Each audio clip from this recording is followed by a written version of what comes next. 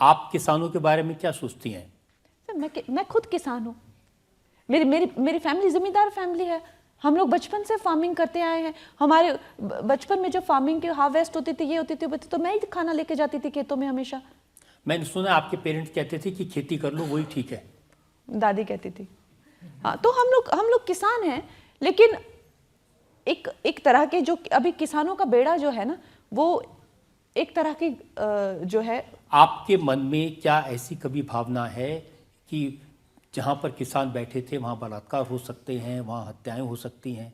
नहीं, मेरे मन में ये भावना है कि वो किसान आंदोलन जो है पूरी तरीके से जो हाईजैक कर लिया गया था।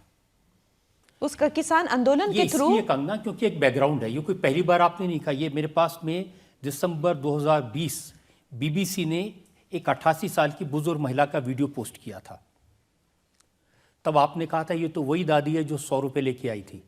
नहीं, मैंने कहा था कि यहाँ पर जो है दिहाड़ी लेके जो है, और उन दिहाड़ियों के जो वीडियो है, 500 रुपए शाहीन बाग में सबको मिल रहे थे, बिरयानियां मिल रही थी, वो सबने देखा है, सबने देखे हैं वो वीडियोस। मैं चाहे तो मैं आपके सामने प्रोड्यूस कर दूंगी इस अदालत के सामने। देखिए, मुझे आप ऐसे मत बताइए जैसे मेरा उनसे कोई लेना देना ना। मैं उस आंदोलन में गई ना, मैंने ऑपरेट किया। मैंने तो देखा जो सारी दुनिया देख रही है। अब मुझे कहते हैं कि तुमने जो है देखा लेकिन तुमने बोल दिया। अब इतनी समझदार मैं नहीं हूं। मैंने देखा कि वहां पे लोगों को दिहाड़ियां भी दी जा रही है और लोगों को आसमानी बिरयानी भी खिलाई जा रही है, और उसकी चर्चा पूरे देश में हुई कि वो 500 रुपए की जो है सबको दिहाड़ी मिल रही है और बिरयानी मिल रही है। और वो सेम फेसेस जो है जो शाहीन बाग में मिले, उन्हीं सब फेसेस को जो है वहां पे भी आइडेंटिफाई किया गया कि यही फेसेस उठ के वहां पे चले गए।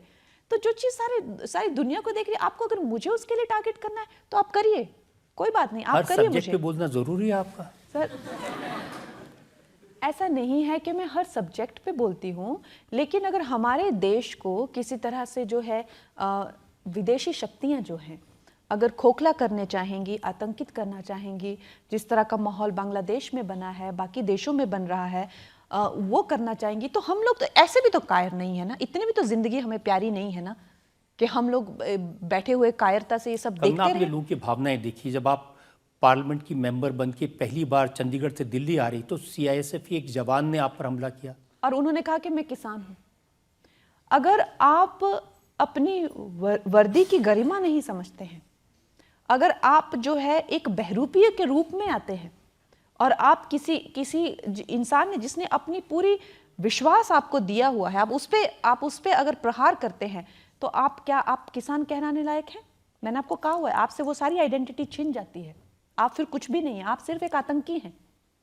और उन्होंने ओपनली खालिस्तान की जो है वो मांग की, ओपनली खालिस्तान की मांग किसान आंदोलन में हुई है। मेरे पास कितनी वीडियो, पता नहीं इतने मासूम बन के लोग ऐसे क्वेश्चंस पूछते हैं, आई डोंट अंडरस्टैंड। मेरे पास कितने सारे वीडियोस जो है।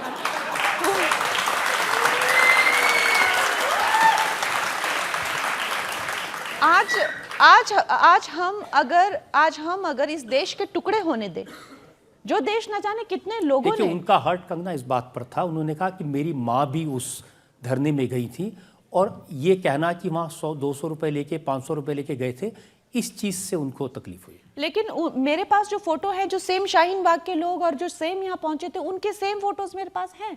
और अगर उनको कोई आपत्ति थी तो वो कोर्ट होता है और पुलिस स्टेशन होता है।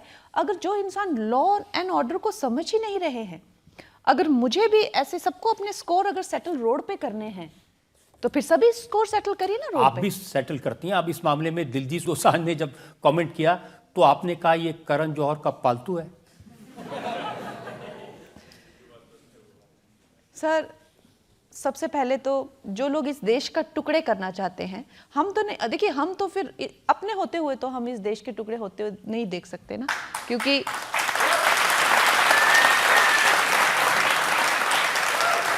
नहीं, अब इसमें देश के टुकड़े की तो बात कहीं आई नहीं।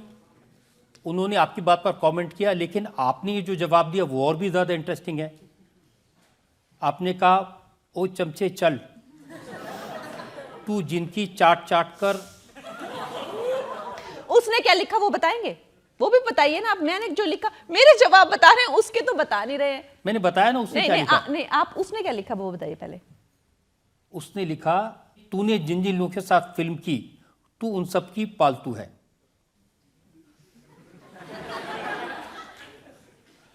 उससे पहले क्या, पालतू से पहले उसने क्या किया था कमेंट? यही पहला कमेंट है, उसके पहले तो आपका कमेंट है। नहीं पर नहीं, ऐसा कभी नहीं हो सकता कि मैं खुद जाके किसी से लड़ाई करूं। ये मेरा उसूल है, मैं इस उसूल पे चलती हूँ। अच्छा, सब तो मानते हैं कि सबसे पहले पंगा आप लेती हैं। नहीं, यही तो खरीदी हुई पब्लिसिटी होती है लोगों की। मैं कभी पंगा नहीं लेती, कभी भी मैं किसी से पंगा नहीं लेती। पहला पंगा मेरे साथ लिया जाता है, लेकिन उसको खत्म मैं करती हूँ, तो लोगों को लगता है कि शायद मैंने शुरू किया था। इस तरह की भाषा का इस्तेमाल करना वो तो ठीक नहीं है ना।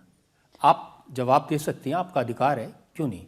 जो लोग आपको सिर्फ एक तरह से नीचा दिखा के या एक तरह से गंदी भाषा यूज करके, गंदी शब्दावली यूज करके डराना चाहते हैं, मैंने कभी लाइन क्रॉस नहीं की, तो उनको मेरा एक ही है कि मैं उससे डरने वाली नहीं हूं।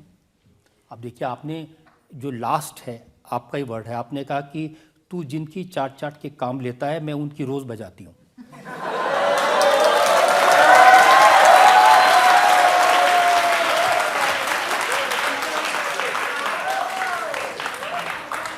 सर देखिए, आप मुझे इतना गंदे से रिप्रेजेंट कर रहे हैं, इतना गंदे से रिप्रेजेंट कर रहे हैं। उसके बता नहीं रहे वो उसने क्या क्या लिखा, उसने गंदी गालियां लिखी वो थी जब मुझे। आएगा तो उससे पूछूंगा ना। आप अच्छा, अब गालियों ऐसे थोड़ी होता है। अब कोई गालियां आपको दे रहा है, कोई आपसे अभद्र भाषा में बात कर रहा है, तो मैं क्या कहूंगी? No no no, you are not right. अरे हम भी तो गांव से हैं, हम लोग ठेठ हैं, बिल्कुल जैसे जैसे बात करेंगे वैसे जवाब मिलेगा, कोई कॉम्प्रोमाइज नहीं।